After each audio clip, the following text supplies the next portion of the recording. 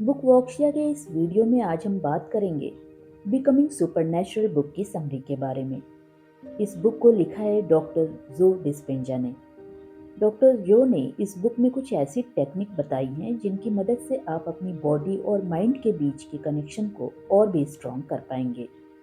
Becoming supernatural book में scientific information के साथ साथ एंशियंट नॉलेज भी है, ताकि हम और आप एक रहस्यमयी जीवन को एक्सपीरियंस कर सकें। अगर आप इस बुक में बताई गई नॉलेज और इंस्ट्रक्शन को प्रॉपर तरीके से फॉलो करेंगे तो आप भी अपने अंदर छिपी सुपरनैचुरल पावर को पहचानने की क्षमता डेवलप कर सकते हैं। ये वही सुपरनैचुरल पावर है जो आपको एक healthy body, unlimited brain power और ग्रेट सक्सेस की ओर ले जाती है। जब हम किसी चीज़ के बारे में सोचते हैं तो उस समय हमारा दिमाग एक इलेक्ट्रिक चार्ज जनरेट करता है। इस बुक में डॉक्टर डिस्पेंजा बताते हैं कि किस तरह आप अपने हर दिन की प्रॉब्लम से छुटकारा पाकर सुपरनैचुरल बन सकते हैं। तो चलिए शुरुआत करते हैं पहले चैप्टर से। Chapter 1, opening the door to the supernatural. इस चैप्टर में डॉक्टर डिस्पेंजा कहते हैं कि हमारे इमोशंस हमारे पास्ट के अनुभवों का एक केमिकल रिएक्शन होते हैं। इन केमिकल्स के कारण ही हमारे दिमाग में मेमोरीज बनती हैं। जब ये यादें हमारे दिमाग में अपना घर बना लेती हैं तो ये हमारी लाइफ का एक हिस्सा बन जाती हैं। हम इंसानों के लिए अपने पास्ट एक्सपीरियंसेस या अपनी यादों से पीछा छुड़ाना बहुत ही मुश्किल होता है। डॉक्टर जो डिस्पेंजा तो यहाँ तक कहते हैं कि एक तरह से हमारी यादें हमारे लिए एक एडिक्शन बन जाती हैं। हमारे शरीर को हमारे बीते हुए अनुभवों की बदौलत एड्रेनलिन की आदत पड़ जाती है, जिसकी वजह से हमारा दिमाग अपने पास्ट एक्सपीरियंस को नहीं भूलना चाहता। पुरानी यादों को भूलने के लिए ज़रूरी है कि आप खुशी और प्यार के इमोशंस के बारे में सोचें। अपना पूरा ध्यान प्रेजेंट मोमेंट पर लगाइए।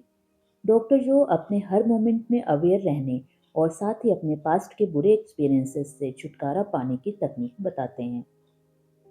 Chapter 2, the present moment. लेखक कहते हैं कि अगर आपको सुपरनैचुरल बनना है तो सबसे पहले आपको ये सीखना होगा कि प्रेजेंट मोमेंट को कैसे पहचानें और प्रेजेंट मोमेंट में कैसे रहें। आपको सीखना होगा कि कैसे आप इस फिजिकल दुनिया और टाइम से परे चीज़ों को देख पाएंगे। आपको ब्रह्मांड की हर संभावनाओं के प्रति अपने विचारों को खुला रखना होगा। नॉर्मली हमें लगता है कि हमारा सिर्फ एक ही मन है, लेकिन ऐसा बिल्कुल नहीं है। हमारे तो कई मन होते हैं, हर काम के लिए अलग अलग मन, जैसे कुकिंग मन, ड्राइविंग मन, वर्किंग मन, एटसेट्रा। हम इन कामों को कई सालों से करते आ रहे हैं, इसलिए हमारा दिमाग इन कामों को सही तरीके से करने के लिए प्रोग्राम हो जाता है। हमने पहले भी पढ़ा है कि हमारी यादें हमारे पास्ट एक्सपीरियंसेस का बस एक केमिकल रिएक्शन है। अगर यादों को एक केमिकल पदार्थ के रूप में देखा जाए तो साइंस के मुताबिक हम इन्हें बदल भी सकते हैं।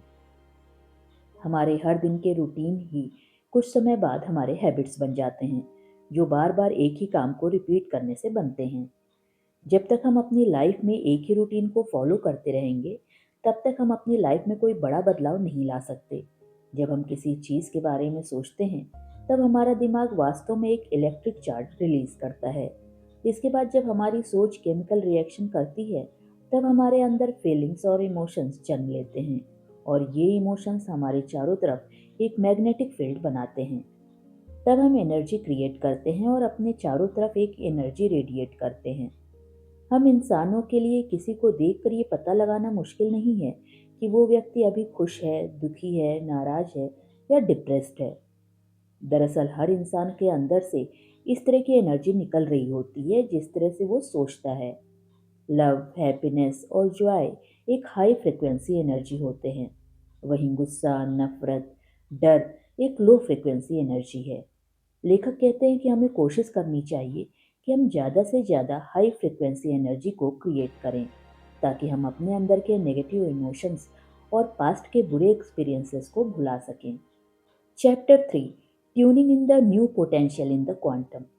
आमतौर पर क्वांटम फील्ड को एक अदृश्य एनर्जी के क्षेत्र के रूप में देखा जाता है, और ऐसा माना जाता है कि यहाँ जो भी इंफॉर्मेशन मौजूद है वो टाइम और स्पेस के परे है। ये कोई फिजिकल एरिया नहीं है जिसे आप देख या टच कर सकते हैं। हर फील्ड के साइंटिस्ट क्वांटम फील्ड को समझने और इसके बारे में और ज़्यादा से ज़्यादा इंफॉर्मेशन कलेक्ट करने में लगे हुए हैं। डॉक्टर जो डिस्पेंजा का ऐसा मानना है कि क्वांटम फील्ड एक फ्रिक्वेंसी एनर्जी की इनफाइनाइट फील्ड है, जहाँ हर फ्रिक्वेंसी में कोई ना कोई इन्फॉर्मेशन छिपी होती है। यह असीमित एनर्जी है जिसका इस्तेमाल हम अपनी इच्छाओं को पूरा करने और मनचाही चीज़ों को क्रिएट करने के लिए कर सकते हैं। हमारे चारों तरफ भी इसी तरह की इनविजिबल एनर्जी होती है, लेकिन इसके बारे में हमारे पास ज़्यादा इन्फॉर्मेशन नहीं है। रेडियो फ्रिक्वेंसी और माइक्रोवेव्स भी इनविजिबल या अदृश्य होते हैं, लेकिन फिर भी हम अपनी ज़रूरत के अकॉर्डिंग इनका इस्तेमाल करते रहते हैं। अगर आपके अंदर मौजूद इलेक्ट्रोमैग्नेटिक एनर्जी का सही तरीके से इस्तेमाल किया जा सके, तो आप क्या कुछ नहीं कर सकते। ऐसे कई सारे साइंटिफिक एविडेंस हैं जो बताते हैं कि इंसानों के अंदर अनलिमिटेड सोर्स ऑफ एनर्जी है, जो कि क्वांटम फील्ड की तरह ही टाइम और स्पेस के परे है। अगर आप अपने अंदर इस एनर्जी को जगाना चाहते हैं और इससे जुड़ना चाहते हैं, तो सबसे पहले आपको अपने कॉन्शियसनेस को जगाना होगा और इस कॉन्शियसनेस के साथ एक होना पड़ेगा। जब आप अपनी कॉन्शियसनेस के साथ एक हो जाते हैं, तो आप दिमाग के अलग अलग हिस्सों का नहीं, बल्कि अपने पूरे दिमाग का एक साथ इस्तेमाल कर पाते हैं।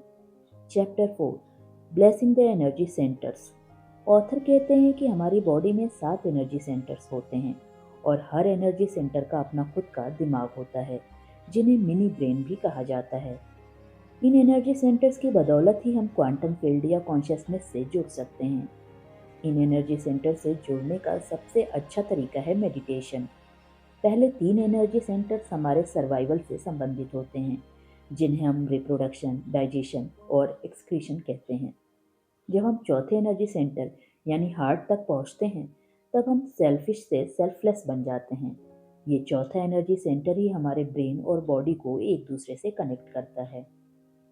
पांचवा, छठा और सातवां energy centre thyroid gland, pineal gland और पिट्यूटरी ग्लैंड है, जिसे मास्टर ग्लैंड भी कहा जाता है। थायराइड ग्लैंड हमारे मेटाबॉलिज्म को कंट्रोल करता है, पिनियल ग्लैंड हमारे यूनिवर्स से हमें कनेक्ट रखता है और पिट्यूटरी ग्लैंड हमें कॉन्शियसनेस से जोड़ता है। हर एनर्जी सेंटर की अपनी फ्रीक्वेंसी और वेवलेंथ होता है।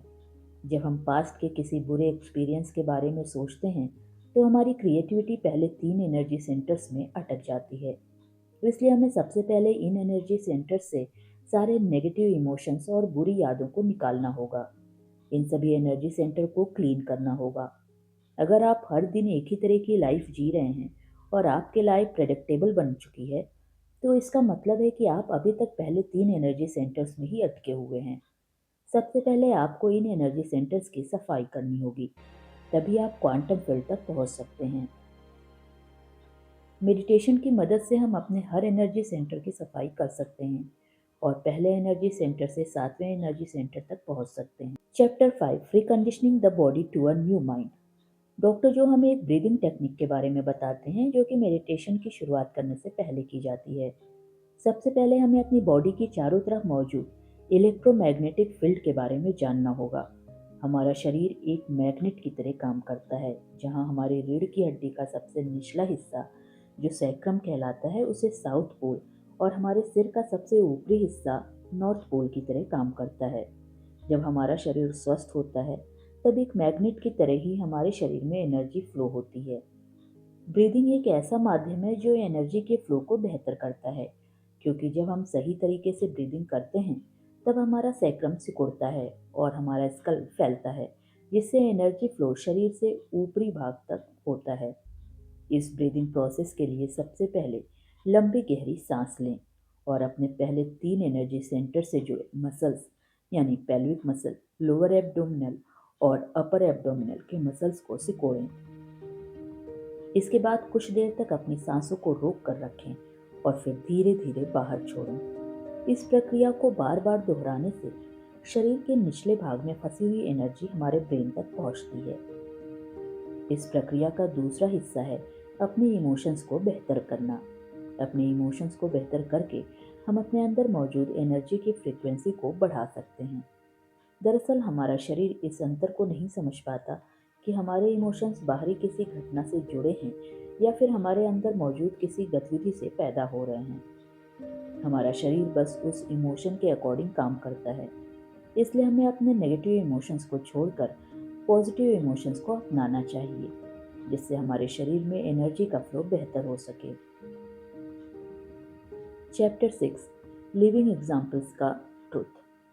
डॉक्टर यो स्टोरीज की पावर को जानते हैं। वो अच्छे से समझते हैं कि अब तक हमने पिछले चैप्टर में जो कुछ भी पढ़ा जाना उस पर विश्वास करना बहुत मुश्किल है। इसलिए अगर हम ये जान पाएं कि ये प्रक्रिया किसी और के लिए काम करती है तो हमारे लिए भी जरूर करेगी। इसलिए इस चैप्टर में ऑथर ने हमें कुछ लोगों की सच्ची स्टोरी के बारे में बताया है जिन्होंने डॉक्टर जो डिस्पेंजा के बताए हुए मेडिटेशन प्रैक्टिस की मदद से अपनी कई बीमारियों और मेडिकल कंडीशंस को ठीक किया। एक कहानी में लेखक बताते हैं कि जेनी नाम की एक महिला एक कार हादसे का शिकार हो गई थी, जिससे उनके कमर और पैरों में काफी चोट आई। उनका चलना फिरना मुश्किल हो गया। उनके डॉक्टर ने उन्हें बैक सर्जरी की सलाह दी, जिसके लिए जेनी और उनके हस्बैंड तुरंत रेडी हो गए। सर्जरी के एक हफ्ते पहले जेनी अपने हस्बैंड के साथ सिएटल गईं, जहां वो कई तरह के इवेंट्स में जाने वाली थीं। जेनी के लिए ये यात्रा बहुत टफ थी, लेकिन फिर भी उन्होंने किसी तरह से इसे पूरा किया। इवेंट का पहला दिन उनके लिए कुछ खास नहीं रहा और उन्हें ये जर्नी एक टाइम वेस्ट की तरह महसूस हुई। दूसरे दिन डॉक्टर जो डिस्पेंजा का इवेंट था, जहां वो अपनी ब्रीदिंग टेक्निक का सेशन ले रहे थे। जेनी ने अनजाने में उस इवेंट में हिस्सा लिया। इस सेशन की शुरुआत में ही जेनी को अपने अंदर कुछ अलग महसूस हुआ और उसने अपना पूरा ध्यान उस एनर्जी को बाहर निकालने में लगाया जो उनके दर्द से जुड़ा हुआ था। उसने महसूस किया कि उनके दर्द से जुड़े इमोशंस की एनर्जी बाहर निकल रही है और धीरे धीरे उनका दर्द कम हो रहा है। इस सेशन के अंत तक जेनी अपने दर्द से पूरी तरह से आजाद हो चुकी थी। अब बात करते हैं डैनियल की। डैनियल एक हार्ड वर्किंग बिजनेसमैन थे। एक दिन अचानक उनके सिर में जोर का दर्द उठा और वो बेहोश होकर जमीन पर गिर पड़े। इसके बाद से उनके सिर में लगातार दर्द रहने लगा। उनका दर्द असहनीय था। डैनियल दर्द की वजह से अपना काम भी नहीं कर पा रहे थे। डॉक्टर के डायग्नोसिस में पता चला कि उन्हें मैग्नेटिक हाइपर सेंसिटिविटी है, यानी कि किसी भी इलेक्ट्रॉनिक गैजेट जैसे कि मोबाइल, रेडियो या टीवी के आसपास होने पर उनका दर्द बहुत बढ़ जाता था। ये बीमारी दुनिया में बस कुछ लोगों को ही होती है, जिसका अभी तक मेडिकल साइंस में कोई पक्का इलाज नहीं है। डैनियल को अपना इलाज ढूंढते ढूंढते डॉक्टर डिस्पेंजा और उनके काम के बारे में पता चला। उन्होंने डॉक्टर डिस्पेंजा द्वारा बताए गए मेडिटेशन टेक्निक की प्रैक्टिस करना शुरू किया। धीरे धीरे उनका दर्द कम होने लगा। दर्द कम होने की प्रक्रिया बहुत ही धीमी थी, जो शुरुआत में कुछ मिनट, फिर कुछ घंटे और फिर धीरे धीरे कुछ दिनों में बदल गई। अब डेनियल पूरी तरह से स्वस्थ हैं और अपने दर्द से आजाद हो चुके हैं। चैप्टर 7। डॉक्टर डिस्पेंजा कहते हैं कि हमारे सारे इमोशंस हार्ट से ही आते हैं। हमारा हार्ट ही हमें फिजिकली, इमोशनली और स्पिरिचुअली कंट्रोल करता है। एंसेंट सिविलाइजेशन में इसी को सच माना जाता था, लेकिन 17वीं शताब्दी के बाद साइंटिफिक रिवॉल्यूशन के कारण हार्ट को बस एक अंग के रूप में देखा जाने लगा और दिल से जुड़ी सारी बातों को ब्रेन से रिलेट कर दिया गया। हार्ट हमारे शरीर का चौथा और प्रमुख एनर्जी सेंटर है। हार्ट नीचे के 3 एनर्जी सेंटर्स और ऊपर के तीनों एनर्जी सेंटर्स को जोड़ने का काम करता है। हमारे पहले 3 एनर्जी सेंटर सर्वाइवल के काम आते हैं और हमारी ज़्यादातर एनर्जी यहीं फंसी रहती है। आखिरी 3 एनर्जी सेंटर्स ही हमें इनफाइनाइट या क्वांटम से जोड़ने में मदद करते हैं। इसलिए अगर हम अपने चौथे एनर्जी सेंटर यानी हार्ट पर ध्यान नहीं देंगे तो हम कभी भी अपने एनर्जी को अपने ऊपरी एनर्जी सेंटर तक नहीं पहुंचा सकते। इसके लिए आपको डर, तनाव, निराशा, चिंता और नाराजगी के इमोशंस को छोड़कर सुख, समृद्धि, खुशी, प्यार और ग्रेटिट्यूड के इमोशंस के बारे में सोचना होगा। डॉक्टर जो सिर्फ 10 मिनट की मेडिटेशन से शुरुआत करने की सलाह देते हैं। इस ड्यूरेशन में आपका पूरा ध्यान अपने हार्ट और अपनी ब्रीदिंग पर होना चाहिए। साथ ही साथ आपको अपने मन में हाई फ्रिक्वेंसी इमोशन यानी खुशी, प्यार और कृतज्ञता के विचार रखने चाहिए। Chapter 8। Mind movies kaleidoscope. Writer हमें मेडिटेशन के साथ साथ 2 विजुअलाइजेशन प्रक्रिया को भी अपनाने के लिए कहते हैं, जिसमें से पहली प्रैक्टिस हमें ट्रांस जैसी स्थिति में जाने में मदद करती है और दूसरी प्रैक्टिस हमें अपने मन में अपनी मनचाही लाइफ की इंफॉर्मेशन को डालने में मदद करती है। डॉक्टर जो और उनकी टीम ने एक कैलिडोस्कोप वीडियो डेवलप किया, जिसकी मदद से वो अपने सेमिनार में लोगों को ट्रांस जैसी स्थिति में ले जाते हैं और उनकी मनचाही लाइफ डिज़ाइन करने में लोगों की हेल्प करते हैं। डॉक्टर डिस्पेंजा कहते हैं कि अगर हम चाहें तो हम भी माइंड मूवी टेक्निक के जरिए अपनी मनचाही लाइफ की इंफॉर्मेशन को डालकर अपनी लाइफ को डिज़ाइन कर सकते हैं। मेडिटेशन के दौरान जब हम ट्रांस जैसी स्थिति में पहुंच जाते हैं तब हमारा एनालिटिकल माइंड शांत हो जाता है और हम अपने मन के विचारों को अपने सबकॉन्शियस माइंड तक पहुंचा सकते हैं। यही वो समय होता है जब हमें माइंड मूवी टेक्निक इस्तेमाल करना है। इस माइंड मूवी टेक्निक में आपको अपने मन में अपनी लाइफ को एक मूवी की तरह देखना है जिसमें हर एक डिटेल होनी चाहिए जैसी आप अपनी फ्यूचर लाइफ में चाहते हैं। Chapter 9 walking meditation. राइटर जानते हैं कि उनके बताए हुए मेडिटेशन टेक्निक को प्रैक्टिस करने के बावजूद अपनी अवेयरनेस को बढ़ाना बहुत मुश्किल काम है, इसलिए उन्होंने वॉकिंग मेडिटेशन को क्रिएट किया। वॉकिंग मेडिटेशन का उद्देश्य उस इंसान की तरह चलना है जो आप बन रहे हैं या आप जो बनना चाहते हैं उसमें कदम रखना है। लेखक कहते हैं कि हमारा फ्यूचर इस बारे में नहीं है कि हम क्या पाना चाहते हैं, बल्कि इस बारे में है कि हम क्या बनना चाहते हैं। इन दोनों बातों में बहुत अंतर है। जब हम कुछ पाना चाहते हैं तो इसका मतलब ये है कि हमारे अंदर कुछ कमी है। इस मेडिटेशन को करने के लिए सबसे पहले अपनी आंखें बंद कर लीजिए, अपनी सांसों पर ध्यान लगाइए, अपने दिल की धड़कन को महसूस करने की कोशिश कीजिए। ये मेडिटेशन भी पहले जैसी ही है, सिर्फ इसमें आपको बैठने की बजाय खड़े होकर मेडिटेशन करना है। इसके बाद अपनी इंटेंशन को सेट कीजिए और अपने मन में पॉजिटिव इमोशंस के बारे में सोचिए। थोड़ी देर बाद अपनी आंखें खोलिए और धीरे धीरे चलना शुरू कीजिए। आप इस तरह से चलिए जिस तरह के इंसान आप बनना चाहते हैं। आपका पोस्चर, आपके फेशियल एक्सप्रेशन, सब कुछ वैसे ही होने चाहिए जैसे इंसान आप फ्यूचर में बनना चाहते हैं। इस तरह से हर दिन 10 मिनट के लिए जरूर कीजिए। Chapter 10 making it real. इस चैप्टर में ऑथर ने कुछ ऐसे लोगों की सच्ची स्टोरी के बारे में बताया है जो इस बुक में बताए गए मेथड का इस्तेमाल करके सुपरनैचुरल बन गए। टिम एक स्पिरिचुअल इंसान थे जो हमेशा से एक स्वामी बनना चाहते थे, लेकिन वो कभी भी उस तरह की लाइफ में नहीं जा सके। एक बार वो डॉक्टर जो की वर्कशॉप अटेंड कर रहे थे, तभी माइंड मूवी सेशन के दौरान उन्होंने अपने माइंड में ऐसे विचार किए जिसमें उन्होंने देखा कि उनके पास बहुत सारे गोल्ड और सिल्वर कॉइन्स हैं। हालांकि टिम बहुत ही अमीर नहीं बनना चाहते थे, लेकिन वो अपने मूल्य पर विश्वास रखते थे। वर्कशॉप खत्म होने के बाद टिम अपनी नॉर्मल लाइफ और जॉब पर वापस लौट गए। कुछ दिनों बाद उनकी एक दोस्त उनसे मिलने आई और उन्होंने टिम से कहा कि उन्होंने टिम को अपनी वसीयत का एक हिस्सा दिया है, जिसमें टिम के लिए सोने और चांदी से भरे सिक्कों का एक बक्सा भी शामिल है। Chapter 11 space diamond time space. हमारी दुनिया में ऐसा माना जाता है कि हमारे यूनिवर्स में अनलिमिटेड स्पेस है जिसका कोई अंत नहीं है, लेकिन टाइम को लेकर लोगों की धारणा कुछ अलग है। अक्सर टाइम को एक मेजरमेंट के रूप में देखा जाता है। इस धारणा की वजह से हम अपने आप को मैटेरियलिस्ट मानते हैं, यानी कि हम अपने आप को एक मैटर यानी पदार्थ के रूप में देखते हैं, ना कि एक एनर्जी के रूप में।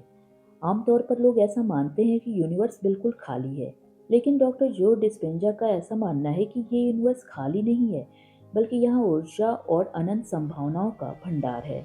अगर हम इन अनंत संभावनाओं तक पहुँच पाएं तो हम कुछ भी बन सकते हैं और कुछ भी कर सकते हैं। इसलिए ये जरूरी है कि हम अपनी एनर्जी को पहले 3 एनर्जी सेंटर से ऊपर उठने की कोशिश करें। Chapter 12 the pineal gland. Pineal gland को आमतौर पर थर्ड आई या तीसरी आंख के रूप में माना जाता है, जो इस यूनिवर्स की इनफाइनाइट एनर्जी के साथ इंटरेक्ट कर सकती है। हमारे कॉन्शियसनेस के 4 भाग होते हैं, जिसमें से 3 भागों के बारे में हम अच्छे से जानते हैं, जो है वेकफुलनेस, स्लीपिंग और ड्रीमिंग। चौथे भाग को मोमेंटम मोमेंट्स कहते हैं, जिससे हम सब अनजान रहते हैं और हमें इस कॉन्शियसनेस तक पहुंचाना ही इस बुक का उद्देश्य है। जब हम जाग रहे होते हैं तब पीनियल ग्लैंड हमारे शरीर में सेरोटोनिन को रिलीज करता है और पूरी बॉडी में फ्लो करता है, जो हमें जागे रहने में हेल्प करता है। उसी तरह नींद के समय ये हमारे शरीर में मेलाटोनिन को प्रवाहित करता है, जो हमें सोने में हेल्प करता है। पीनियल ग्लैंड हमारे शरीर में एक एंटीना की तरह काम करता है, जो हमें इनफाइनाइट एनर्जी सोर्स से जुड़ने में मदद करता है। इसमें वो क्षमता होती है जिससे ये हमारे फिजिकल वर्ल्ड के बाहर की फ्रीक्वेंसी से भी इंफॉर्मेशन रिसीव कर सकता है। चैप्टर 13 प्रोजेक्ट कोहेरेंस और हार्ड मैथ इंस्टीट्यूट डॉक्टर जो डिस्पेंजा द्वारा शुरू किया गया है। ये एक पहल है जिसकी मदद से वो इस दुनिया में शांति और समृद्धि बनाए रखना चाहते हैं। दुनिया भर में ऐसे कई साइंटिफिक स्टडी में पाया गया है जब बहुत सारे लोग इकट्ठा होकर शांति, प्यार और समृद्धि पर एक साथ फोकस करते हैं तो क्राइम रेट्स काफ़ी गिर जाते हैं, एक्सीडेंट्स काफ़ी कम हो जाते हैं और इकोनॉमिक ग्रोथ बहुत अच्छी होती है। प्रोजेक्ट कोहेरेंस इन्हीं स्टडीज़ पर आधारित है, जहां हजारों लोग एक साथ जुड़कर मेडिटेशन करते हैं और सभी की कॉन्शियसनेस एक साथ मिलकर दुनिया में शांति और प्रेम को बनाए रखने के ऊपर फोकस करती है। Chapter 14, it could happen to you. इस आखिरी चैप्टर में डॉक्टर डिस्पेंजा ने कुछ रियल लाइफ एग्जांपल्स दिए हैं, जिन्होंने डॉक्टर डिस्पेंजा के मेथड का इस्तेमाल करके अपनी फिजिकल और मेंटल प्रॉब्लम से छुटकारा पाया है। स्टेसी एक हेल्थी इंसान थी, जिसने सालों तक हेल्थ केयर फील्ड में काम किया था, लेकिन एक दिन अचानक से उनके सिर में दर्द उठा। इसके बाद ये दर्द लगातार बढ़ता ही गया। जैसे जैसे दिन बीतते गए, उनके सुनने की शक्ति चली गई और आंखों की रोशनी भी कम होने लगी। जांच करने पर पाया गया कि उनके स्पाइन में नर्व टिश्यू के आसपास एक ट्यूमर है। स्टेसी ने अपने किसी दोस्त की सलाह पर डॉक्टर जो डिस्पेंजा की वर्कशॉप अटेंड की, जहां एनर्जी सेंटर्स को साफ करने की प्रक्रिया के दौरान स्टेसी का डर जैसे गायब हो गया। इसके बाद जब उन्होंने पिनियल ग्लैंड मेडिटेशन में हिस्सा लिया, तब स्टेसी ने एक्सपीरियंस किया कि उनके सुनने की शक्ति वापस आ रही है। मेडिटेशन के खत्म होने तक स्टेसी के सुनने की शक्ति और आंखों की रोशनी लगभग नॉर्मल हो चुकी थी। तो ये थी बिकमिंग सुपरनैचुरल बुक की बुक समरी।